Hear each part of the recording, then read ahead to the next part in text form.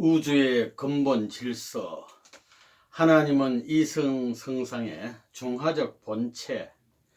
하나님은 한 분일까요? 두 분일까요? 한 분입니다.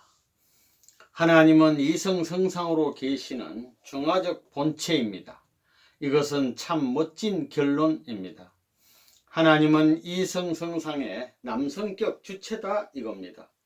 사랑을 중심 삼고 중화적 존재라는 걸 알아야 합니다. 통일교의 문 선생은 지혜로운 사람이기 때문에 하나님은 이성성상을 중심 삼은 중화적 주체다라고 딱 결론을 지은 겁니다. 오른쪽으로 보면 남자로 보이고 왼쪽으로 보면 여자로 보인다는 것입니다. 이성성상이 그렇잖아요. 안팎으로 돼 있으니 위에서 보면 남자로 보이고 아래에서 보면 여자로 보인다는 것입니다. 그래야 여자도 됐어 하고 남자도 됐어 한다는 것입니다. 원리에서 논하고 있는 이성성상의 주체로 계시는 하나님은 어떠한 분인가? 이성성상의 하나님인 동시에 이성성상의 중화적 주체로 계시는 분입니다. 그 주체의 본질이 사랑입니다. 절대적 사랑이라는 것입니다. 원리의 총론이 하나님에 대해서 어떻게 표현했어요? 하나님은 이성성상의 중화적 주체인 동시에 사랑적 주체입니다. 사랑이란 이 말도 집어넣어야 합니다. 그걸 반드시 집어넣어야 됩니다. 하나님이 인간을 왜 창조했어요? 이러한 근본 문제, 내가 왜 태어났느냐 하는 근본 문제를 확실히 알아야 합니다. 하나님은 사랑의 주체입니다. 우리 원리를 보면 하나님이 이성성상의 중화적 존재라고 말하지요. 중화적 입장에서 사랑을 중심 삼은 통일적 존재라는 것은 아직까지 이야기를 하지 않았습니다. 그게 사랑을 중심 삼은 통일적 존재라는 것을 첨부해야 합니다. 남자의 사랑과 생명의 기원이 어디입니까? 하나님이지요. 이성성상의 중화적 주체인 동시에 사랑의 근본인 분이 하나님입니다. 원리강론에 참사랑의 기원이라는 말을 집어넣어야 합니다. 참사랑의 기원이 하나님이라는 말을 집어넣어야 된다는 것입니다. 원리강론을 수정할 수 있는 주인공은 나밖에 없습니다. 문제의 출발점은 하나님이 있느냐 없느냐 하는 것입니다. 하나님이 계시다면 인간과 어떤 관계가 있는가? 하나님이 인간과 관계를 짓기 위해서는 인격적 신이어야 됩니다. 인격적 신이라는 것을 확실히 깨달은 것입니다. 인격적 신이 되려면 인간과 같아야 됩니다. 인간에게는 마음이 있고 몸이 있는 것처럼 이런 소성이 있으니만큼 인간을 지으신 하나님도 인간과 더불어 공동 목적을 가질 수 있는 본체라면 인간을 닮아야 된다는 것입니다. 이성성상이라는 개념은 거기서 나오는 것입니다. 우주의 근본되는 신이 계시다면 그 신은 주체와 대상적인 관념을 가진 존재라는 이미지가 나옵니다. 그렇기 때문에 우리 통일교의 원리에서 말하는 이성성상은 위대한 말이라는 결론에 도달하는 것입니다. 주체와 대상이 작용하기 시작하는 데에서 존속이 벌어집니다. 생겨나기 시작한다는 것입니다. 이러한 근본 밑에서 되었기 때문에 모든 우주는 이중적입니다. 이중적으로 되어 주고받는 상호작용을 하는 것입니다. 하나님은 인간을 사랑을 이룰 수 있는 존재로 만들었습니다. 사랑의 뜻을 이루어 나가기 위한 것인데 인간은 하나님 속에 있는 그냥 그대로를 드러낸 것과 같은 하나도 안 빼고 전부 자기를 닮은 것과 같은 모양의 아들과 딸로 지었던 것입니다. 그렇기 때문에 통일교에서 말하는 이성성상이라는 말은 이 지구상에서 처음 듣는 놀라운 내용이라는 것입니다. 이성성상의 중화적 주체, 이게 어떤 말이냐? 천지이치가 다 들어가 있는 말입니다. 인간이 제1의 존재가 될 수는 없습니다. 제 아무리 잘났다고 하더라도 원인적인 존재가 될 수는 없다는 것입니다. 우리는 어디까지나 제2의 존재입니다. 결과적 존재입니다. 그러면 이 우주의 원인적 존재는 무엇이냐? 신이 있다면 신 자체가 원인적 존재이며 절대자입니다. 그러한 절대자가 있다고 한다면 절대자 자신이 무엇을 필요로 할 것이냐, 무엇을 중심 삼고 인간이나 피조물과 관계를 맺으려 할 것이냐, 이것이 근본 문제입니다. 신학에서 취급해야 되고 철학에서 취급해야 될 중요한 문제입니다. 신과 인간, 원인과 결과를 연결할 수 있는 내용이 무엇이겠느냐, 이겁니다. 사랑의 중심은 하나님일 것입니다. 하나님은 우주 생성 이전부터 있는 유일적이요 영원적이며 불변적인 존재입니다. 그런데 사랑은 심정의 흐름입니다. 내적인 심정이 외적으로 흐르는 것이 사랑입니다. 고로 하나님의 본질은 심정입니다. 이러한 신이 바로 존재론적으로 다룬 우주 생성의 근본 원인인 통일적 존재였던 것입니다. 이 근본 원인에서의 우주의 생성이 바로 하나님의 우주 창조였음은 재언할 필요조차 없습니다. 그런데 신은 어떻게 우주와 인간을 창조할 수 있었을까요? 그것은 하나님이 심정을 지녔기 때문입니다. 심정이 있는 곳에서만 생명이 나타날 수 있으며 생명이 있는 곳에 발전, 운동, 창조가 벌어지기 때문입니다. 그런데 그 창조에는 반드시 목적이 있는 바, 그 이유는 심정이란 본래 목적을 지향하는 것이기 때문입니다. 그러니 창조 목적은 심정을 충족시키는 기쁨이 아닐 수 없습니다. 그런데 이 기쁨은 피조물, 특히 인간이 하나님을 닮았을 때 오는 것입니다. 고로 하나님의 사랑과 창조성을 닮은 인간과 국가가 하나님이 창조코자 하는 목표였습니다. 이것은 인간의 이상이 그것을 추구하는 것으로 봐서도 알 수 있습니다. 이상이란 당연히 향유하도록 되어 있는 세계를 추구하는 열망인 것입니다. 창조한다는 것은 힘의 투입을 말합니다. 투입했는데 얼마나 투입했느냐? 하나님이 말씀으로 지을 때 이렇게 되어라 저렇게 되어라 하고 장난식으로 창조한 것처럼 알고 있습니다. 그러나 그렇지 않습니다. 여기는 참된 생명을 완전히 투입하고 참된 사랑을 완전히 투입하고 참된 이상을 완전히 투입했습니다. 우리도 정성 안 들이고 피와 살을 투입하지 않은 것은 사랑하지 않습니다. 그렇기 때문에 창조하기 전과 창조하고 난 후가 다릅니다. 창조하기 전에는 자기를 생각했지만 창조하기 시작하면서부터 대상을 위했습니다. 내가 있는 것은 나를 위해서가 아니라 상대를 위해서이다. 아들, 딸을 위해서다. 이렇게 되어 있습니다. 사랑에는 창조 능력이 있기 때문에 지치지 않습니다. 사랑의 마음을 가지면 아무리 투입해도 소모된 에너지 이상 언제나 보충할 수 있는 사랑의 힘이 있기 때문에 지치지 않는 것입니다. 그래서 어렵고 고통스럽더라도 싫지 않은 것입니다. 그것이 싫으면 갈 수가 없습니다. 사랑을 위하는 길에는 싫은 마음을 영원히 가질 수 없는 것입니다. 참사랑을 위하는 길에는 영원히 싫은 마음이 있을 수 없습니다. 하나님의 본질에는 원수의 개념이 없습니다. 악의 개념이 없습니다. 그것은 참사랑 가운데 있기 때문입니다. 세계의 제일이 되는 것이 뭐냐? 하나님이 제일입니다. 그 자리에 올라가는 겁니다. 올라가서 뭘 하자는 것이냐?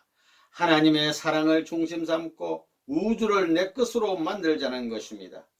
그래, 여러분도 다 욕심 있지요? 그 욕심, 욕망 모두를 완성하는데 돈 가지고, 자기 지식 가지고, 자기 권력 가지고 안 됩니다. 오직 사랑입니다. 이것이 통일교의 원리의 진수요, 인생 철학의 근본입니다. 지금까지 이것을 몰랐습니다. 간단한 내용입니다. 이 우주는 다 쌍쌍제도로 되어 있습니다.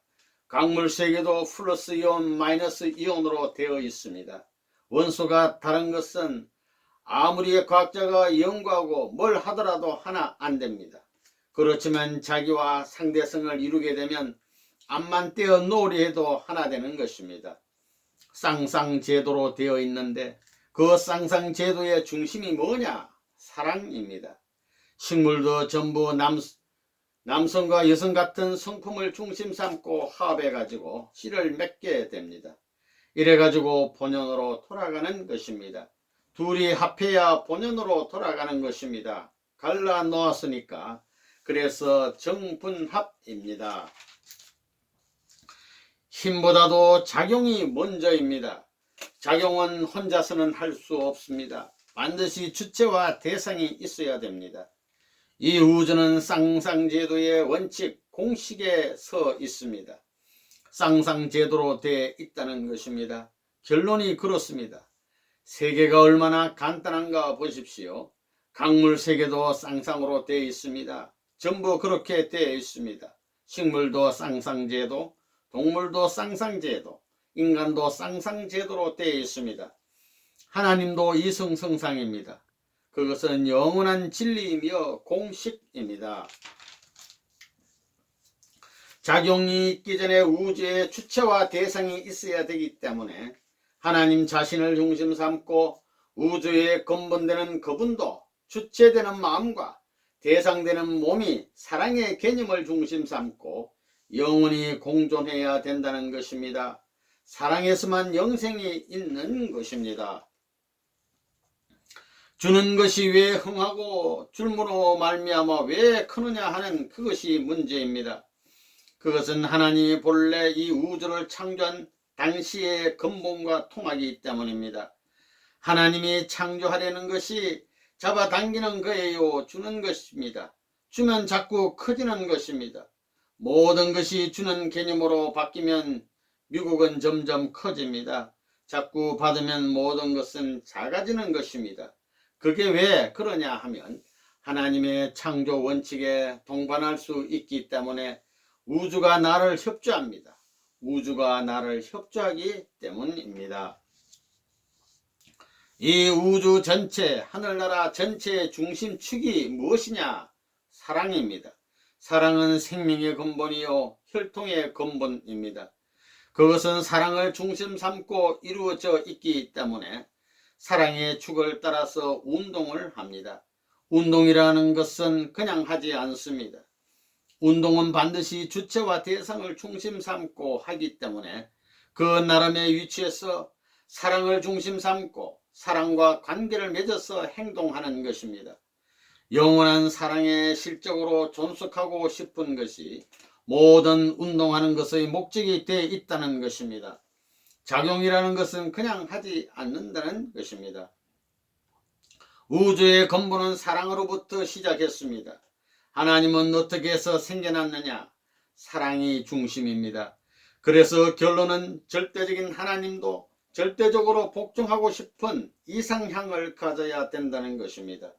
완전히 복종하는 곳에 완전한 행복이 있으며 완전한 해방이 있는 곳에 완전한 행복이 있습니다. 여러분, 세포 번식이라는 걸 알지요? 이거 하나를 똑 따더라도 그 자리에 다시 눈이 나오고 코가 나오고 다 나오는 것입니다. 머리카락도 나오고 발도 나오고 다 나옵니다. 모든 것이 다 똑같이 그렇습니다. 참사랑과 연결된 세포는 우주와 동등한 가치를 지닐 수 있는 것입니다. 왜 참사랑이 그래야 되느냐? 참사랑은 원인인 동시에 결과이고 근본인 동시에 목적이기 때문입니다. 사랑은 우주로부터 시작해서 어떤 존재든지 인연을 갖지 않은 존재가 없습니다. 미물인 풀 한 포기도 반드시 사랑을 중심 삼고 산다는 것입니다. 강물도 플러스 이온과 마이너스 이온을 중심 삼고 생겨나서 다 사랑 때문에 움직이고 있습니다. 참사랑으로 이룩된 심정권은 아무리 작아도 우주와 연결되고 그 속에서 일어나는 일들의 파장은 만상과 영계까지 파급되는 것입니다. 영계를 포함한 천주는 모두 동일한 하나님의 참사랑의 원리 아래 존재하기 때문입니다. 하나님과 인간 사이의 종행, 전우적 참사랑 관계는 인간 상호 간의 이상적 참사랑 관계의 근본이요, 그 완성은 4대 심정권을 이룬 이상가정에서만 이룩됩니다. 아담 헤어를 두고 하나님이 사랑한 것이 뭐냐? 아담 헤어가 아들 딸로 자라왔다는 것은 하나님도 그렇게 자라나왔다는 것을 뜻합니다. 하나님도 아기와 같은 때가 있었고, 형제와 같은 때가 있었고, 부부와 같은 때가 있었고, 부모와 같은 때가 있었기 때문에 그렇게 창조한 것입니다. 하나님은 무형의 하나님입니다. 무형의 하나님이 그렇게 커왔다는 것입니다. 그래서 형제같이, 부부같이, 또 아들, 딸같이 그렇게 창조해 나왔다는 것입니다. 하나님과 인간이 박자가 맞아서 화동할 수 있는 기쁨의 박자 앞에 모든 것이 자기 모양대로 음조를 맞출 수 있고, 자기 모양대로 상징적으로 형상적으로 춤을 추고 이룰 수 있는 기쁨의 세계가 본연의 동산입니다. 그러게 되면 만물도 아하, 내가 태어난 보람이 있구나 이럴 것입니다. 예를 들어 하나님과 인간이 사랑의 잔치를 하는 잔칫날에 동참할 수 인연을 가지고 그 기쁨을 서로 나눌 수 있는 존재가 되었다는 사실이 비조 세계의 지극히 작은 만물이 바랄 수 있는 소원이 아니겠느냐는 것입니다. 온 우주를 창조한 하나님 앞에 상대적인 여건을 갖춘 존재는 인간밖에 없습니다. 그러므로 여러분은 나는 우주의 주인이다, 우주에서 제일이다 라고 할 수 있는 배포를 가져야 합니다. 하나님은 우리 마음에 임재하시어 우리의 마음을 성전으로 삼고 계시겠다는 것입니다. 하나 될 수 있고 평화의 기원이 될 수 있는 그 길은 어디에 있느냐? 하나님 자신뿐만 아니라 참된 인간을 위해서 사는 존재라는 원칙을 세우지 않을 수 없었던 것입니다. 그렇기 때문에 참된 사랑은 위하는 데서부터, 참된 이상도 위하는 데서부터, 참된 평화, 참된 행복도 위하는 자리에서 성립되지 위하는 자리를 떠나서는 찾을 수 없습니다. 이것이 천지 창조의 근본이라는 것을 우리 인간은 몰랐습니다. 하나님도 절대적인 입장에 설 수 있는 하나의 대상을 찾지 못하면 망할 수밖에 없습니다. 아무리 절대자라 하더라도 절대적인 대상을 갖지 않으면 어쩔 수 없이 불행하다는 것입니다. 그러므로 하나님이 망하지 않기 위해서는 할 수 없이 상대적인 존재를 만들어야 됩니다.